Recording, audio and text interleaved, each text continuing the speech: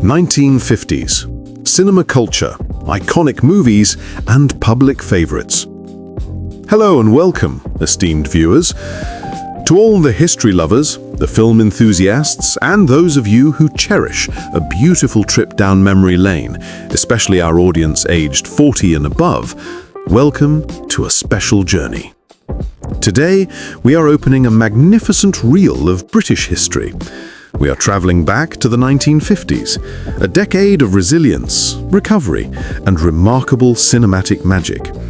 This wasn't just about watching a movie, it was a cultural event, a weekly escape, a place where dreams were projected onto a huge silver screen. Perhaps you remember the grandeur of those old cinemas, the usherettes with their trays of chalk ice, the flickering newsreels, and the collective hush when the main feature began. This story is for you. Grab your favorite armchair and settle in. We're about to explore how British films of the 1950s captured the heart and soul of a nation finding its feet after the war. The magic of the flicks, cinema as a social lifeline. In the 1950s, television was still a luxury and cinema was king. It was accessible, affordable, and everywhere. The local cinema was often an ornate palace, a temporary sanctuary from the grey realities of post-war rationing and reconstruction. Picture the scene, the queue winding round the block, the excitement, the thick velvet curtains. A trip to the flicks wasn't just entertainment, it was a ritual. For young couples, it was a date night. For families, a weekly tradition. For teenagers, a place to dream. The experience was standardized, but special. The double bill. You didn't just get one film, you usually got two, a B-movie filler and the main feature. Newsreels and the national anthem. Before the feature, you saw gourmand British news or Pathé news, keeping the country informed. And at the very end, everyone stood respectfully for the national anthem. It instilled a sense of national pride and unity. By the mid-1950s, attendance peaked before television began its slow takeover. The stories told on those screens shaped the British identity during a pivotal decade. The era of Ealing, laughter as medicine. No studio defined the spirit of the early 1950s better than Ealing Studios. Their comedies were gentle, witty, and uniquely British. They provided the kind of laughter that acted as a medicine for a recovering nation. They often celebrated the quirky individual, triumphing over pompous authority. The Lavender Hill Mob, 1951. The Joy of the Heist. Starring the legendary Alec Guinness, this film captured the imagination because the criminals were anything but sinister. Stanley Holloway played the accomplice. Their plan to steal gold bullion and melt it into Eiffel Tower souvenirs was ingenious and utterly charming. Why did this resonate so much? Because in austerity Britain, the idea of a little man getting away with something audacious felt like a victory for all of us. It was feel-good anarchy wrapped in a polite British package. The Man in the White Suit, 1951. The Anxious Scientist. Alec Guinness again starred as Sidney Stratton, a dedicated scientist who invents a miraculous, everlasting fabric. The genius of this film was how it explored the anxieties of progress. Both textile industrialists, who feared bankruptcy, and trade unionists, who feared unemployment, turn against Stratton. It was a brilliant satire on the Luddite mentality and the challenges of innovation in a rigid, class-bound society. It made people think while they laughed. The Ladykillers, 1955. The Sweet Little Old Lady versus the Gangsters. This is perhaps the quintessential Ealing comedy. 5 criminals, led by the brilliant Peter Sellers and a manic Alec Guinness, rent rooms from a sweet, naive old lady, Mrs. Wilberforce. Their plan to use her home as a base for a bank robbery goes wrong when she discovers their plot. They decide they must kill her, but their attempts are hilariously disastrous. The film's enduring appeal lies in its dark humor, contrasting sharply with the sweet innocence of the old lady. It's a masterpiece of British comedic timing and a beloved memory for many of that generation. War, memory, and the stiff upper lip. The memory of the Second World War was pervasive. The 1950s saw a boom in war films, but they weren't just simple action movies. They were serious dramas that explored duty, camaraderie, leadership, and the psychological scars of conflict. They served as a national catharsis. The Cruel Sea, 1953, The Battle of the Atlantic. Based on Nicholas Montserrat's novel, this film followed the men of the corvette HMS Compass Rose. It was grim, realistic, and highlighted the constant tension and tragedy of the convoys battling U-boats in the unforgiving Atlantic. For those who lived through the war, this film resonated deeply. It was a true reflection of the quiet heroism and the emotional toll of that essential struggle. Jack Hawkins gave a defining performance as the stoic commander. Bridge on the River Kwai, 1957.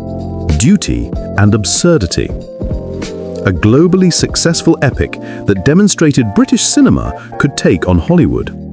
Directed by David Lean, it starred Alec Guinness, once more, as Colonel Nicholson, a rigid British POW commander in Burma who becomes obsessed with building a quality bridge for his Japanese captors, seeing it as a testament to British discipline.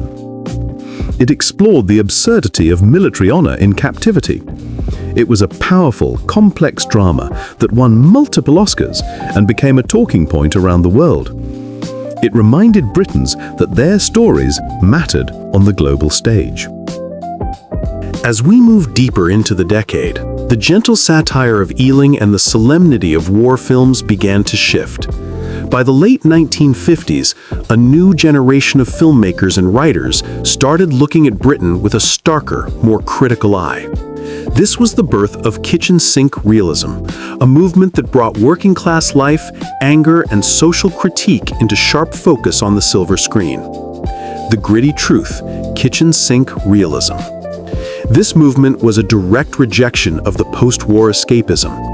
Films stopped being about quaint villages and clever heists and started being about drab northern towns, unemployment, bad housing, and simmering frustration. Look Back in Anger, 1958. The Angry Young Man. Based on John Osborne's incendiary play, this film was a cultural shockwave. Richard Burton played Jimmy Porter, a cynical, highly intelligent young man trapped in a dull life, railing against the establishment and the persistent class barriers of Britain. This film was a voice for a generation of young people who felt that the post-war promises had failed them. It was raw, honest, and uncomfortable viewing for the traditional audience. It signaled a major shift in British storytelling. Room at the Top, 1959. Ambition and Class Warfare. This was perhaps the most commercially successful and influential of the kitchen sink films. It followed Joe Lambton, an ambitious young man from a deprived background, determined to sleep and scheme his way to the top of a provincial town's social ladder. The film was daring in its sexual politics and its brutal depiction of class ambition. Simone Signoret won an Academy Award for her role. Room at the Top broke taboos and showed that serious, gritty British drama could be a massive commercial success. It perfectly captured the changing moral landscape of Britain right before the swinging 60s began. Icons of the silver screen. The faces we remember. The 1950s forged true British stars, actors and actresses who became household names and defined charisma for a generation. Alec Guinness. As mentioned, he was the face of Ealing comedy and serious war drama. His versatility was unmatched. Diana Dorse, a splash of Hollywood glamour injected into Britain. She was the UK's answer to Marilyn Monroe, known for her platinum blonde hair and often controversial personal life. Films like Yield to the Night, 1956, showed she was also a serious dramatic actress. Laurence Olivier and Vivien Leigh, the true royalty of British acting, bringing classical theatre gravitas to the screen. Dirk Bogarde. He evolved from light-hearted doctor films, Doctor in the House, 1954, to more serious, complex dramatic roles, becoming a versatile leading man. Peter Sellers. His rise began in this decade, showcasing a comedic genius in ensembles like The Lady Killers, a talent that would explode globally in the 60s. The enduring legacy of a transformative decade. The British films of the 1950s were more than just entertainment. They were a mirror held up to a nation in transition. They offered hope, shared laughter, and eventually, a hard look at social realities. From the gentle satire of Ealing to the stark honesty of kitchen sink realism, these movies shaped the cultural identity of post-war Britain. They remind us of the enduring power of cinema to capture the spirit of an age. Final message and call to action. We hope this deep dive into the iconic British films of the 1950s brought back some wonderful memories, and perhaps a deeper appreciation for this rich era of filmmaking. If this trip down memory lane touched your heart, please give this video a like. Your encouragement is the fuel that keeps our channel running and helps us know you love this content. Share this video with friends, family, and fellow film lovers who remembered these cinematic classics. Subscribe to our channel and hit that bell icon, to ensure you never miss our detailed daily deep dives into history and culture. We want to hear from you in the comments. What was your favorite film from the 1950s? Do you have a cherished memory of visiting the cinema during this exciting era? Your engagement and stories make this community special. Thank you for spending your valuable time with us. Keep those memories alive, and we'll see you in our next historical feature. Goodbye for now. Learn Quran online with Hassan al-Basri Quran Academy.